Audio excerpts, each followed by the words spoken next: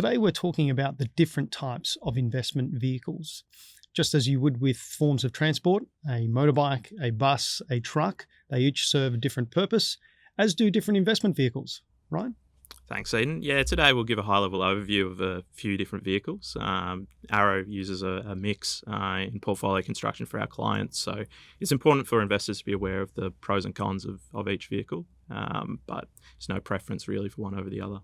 Well, let's start with perhaps one of the most commonly used, and that's shares. What are shares? Yeah, so shares is basically a proportional ownership in a company. When you purchase shares in a business, you essentially are buying a small slice of that company's assets, its earnings, and its ability to generate, say, dividends into the future.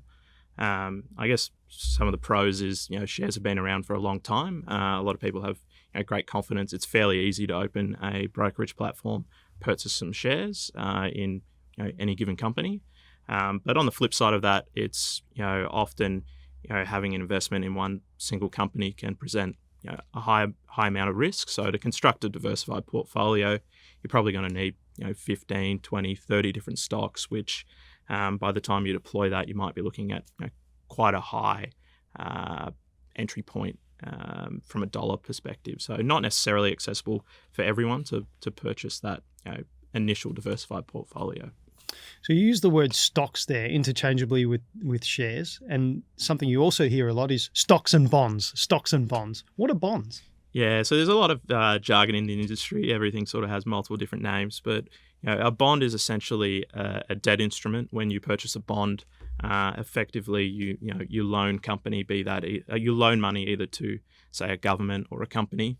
And you're looking to collect contracted cash flows, be that coupon payments, interest repayments over time, and then at the end of that bond's tenure, you'll look for them to either repay that or refinance themselves out of it. So often you'd find with a bond, it's quite a bit more defensive than you would see with an equity. But on the flip side of that, it can be slightly more difficult for your everyday investor to purchase and deploy a portfolio of bonds. Something you hear a lot about these days are ETFs, exchange traded funds. Tell me more about those. So an exchange traded fund, how it acts is essentially it will collect a basket of securities. More commonly they'll track the major equity indices locally here in Australia. More commonly you'd find ETFs that track the ASX 200. Essentially, you would comprise a portfolio of securities. They'd be weighted on the market capitalisation or the size of those businesses within that portfolio. So within our Australian market, Commonwealth Bank is the largest company. It would make up around 10% of the ASX 200.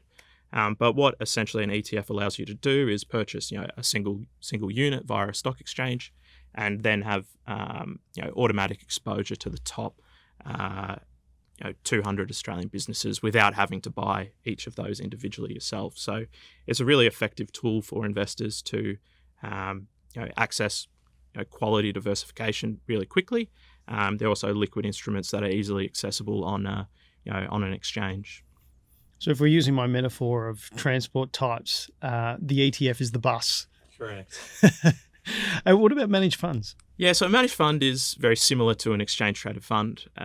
You will have exposure to a basket of underlying securities, but however, the managed fund is often structured away from an exchange. So they're not found on an equity exchange like the ASX.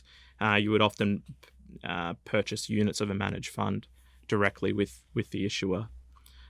What you'd find with a managed fund is often the strategies deployed tend to be a bit more active or have an active overlay. So an investment manager may be trying to outperform an index, say the ASX 200, or they'll be looking maybe at something that's a bit more niche, emerging market equities, Indian equities. The specific strategy that managed fund is pursuing is more niche and concentrated than what you find with an ETF.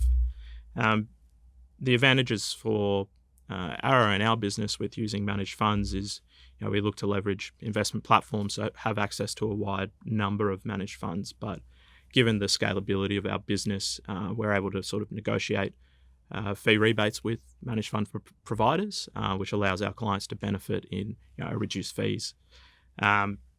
It's not at this stage not really applicable or possible for us to do that with, say, an ETF provider. What else is there? We've gone through shares, bonds, managed funds, and ETFs. What else is available to invest in? I think probably the last investment vehicle that we haven't really spoken about is probably closed-end funds.